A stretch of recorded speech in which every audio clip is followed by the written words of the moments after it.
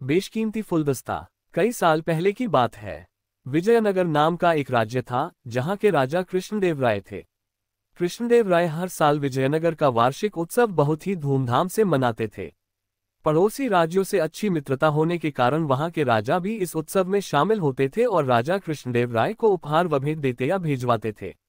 हर साल की तरह इस बार भी विजयनगर वार्षिक उत्सव मनाया गया और इस अवसर पर राजा कृष्णदेव राय को 4 बेशकीमती फूलदान उपहार में मिले। फूलदानों को देखते ही राजा का मन उन पर आ गया, और ऐसा होता भी क्यों न।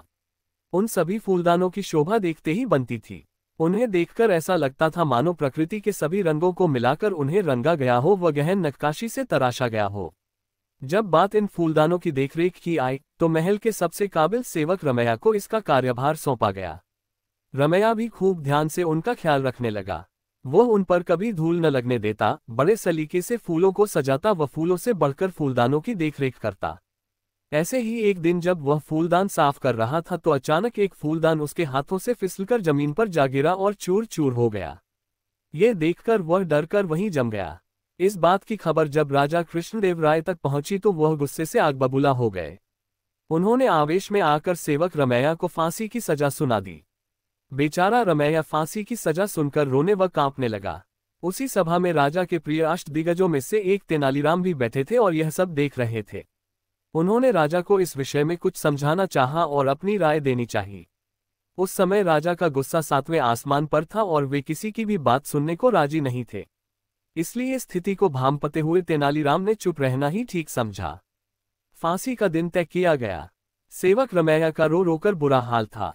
ऐसे में जब तेनालीराम रमैया से मिलने के लिए गए तो रमैया उनसे अपने प्राणों को बचाने की गुहार लगाने लगा। तेनालीराम ने रमैया के कानों में धीरे से कुछ कहा, जिसे सुनकर उसके चेहरे के भाव कुछ शांत हुए और उसने अपने आंसू पोंछे। आखिरकार फांसी का दिन भी आ ही गया। रमैया निश्चिंत शांत खड़ा था। फांसी देने से पहले रमैया से उसकी आखिरी इच्छा पूछी गई। रमैया ने झट से जवाब में कहा कि वह मरने से पहले बचे हुए तीनों फूलदानों को एक अंतिम बार देखना व छूना चाहता है। सभी को उसकी यह इच्छा सुनकर बहुत हैरानी हुई। आदेशानुसार तीनों फूलदानों को मंगवाया गया। रमैया ने पहले सभी फूलदानों को निहारा, उन्हें धीरे से उठाया और एक एक करके सभी फूलदानों को जमीन पर पटक दिया, जिससे वे टूटकर बिखर गए। राजा ये देखकर गुस्से से लाल हो गए और उन्होंने रमैया से पूछा, मूर्ख, तेरी इतनी हिम्मत, बोल तूने ऐसा दुस्साहस क्यों किया? रमैया ने थोड़ा मुस्कुराकर जवाब दिया, मेरे भूल के कारण आपका एक बेशकीमती फूलदान टूट गया, जिसकी वजह से मुझे मृत्युदंड मिल रहा है। अगर भविष्य में किसी सेवक द्वारा ये तीनों फूलदान गलती से टूट जाते हैं तो मैं नहीं चाहता कि उन्हें भी मेरी तरह मृत्युदंड मिले और ये दिन देखना पड़े। इसलिए मैंने स्वयं ही बाकी बचे हुए फलदानों को तोड़ दिया। ये सुनकर राजा का गुस्सा शांत हुआ। उन्हें समझ में आ गया कि किसी व्यक्ति की जिंदगी एक निर्जीव फूलदान से बढ़कर नहीं हो सकती है, तथा वह गुस्से में आकर एक तुच्छ वस्तु के लिए किसी भी व्यक्ति के प्राण नहीं ले सकते। उन्होंने सेवक रमैया को उसकी गलती के लिए माफ कर दिया। साथ में खड़े तेनालीराम ये सब देख मंद मंद मुस्कुरा रहे थे। राजा ने रमैया से पूछा कि तुम्हें ऐसा करने को किसने कहा था?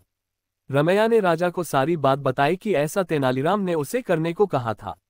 ये सुनते ही राजा ने तेनालीराम को गले से लगा लिया और कहा, तेनालीराम, आज तुमने मुझे बहुत बड़ी भूल करने से बचा लिया और साथ ही एक काबिल सेवक की जान भी बचा ली। आज की इस घटना से मुझे ये समझ में आ गया है कि मनुष्य को गुस्से में आकर कोई भी फैसला नहीं करना चाहिए तथा किसी भी जीव के प्राण किसी वस्तु से कहीं बढ़कर हैं। इसके लिए शुक्रिया तेनालीराम। कहानी से सीख। इस कहानी से हमें 2 सीख मिलती है। पहला ये कि हमें आवेश में आकर कोई भी फैसला नहीं करना चाहिए।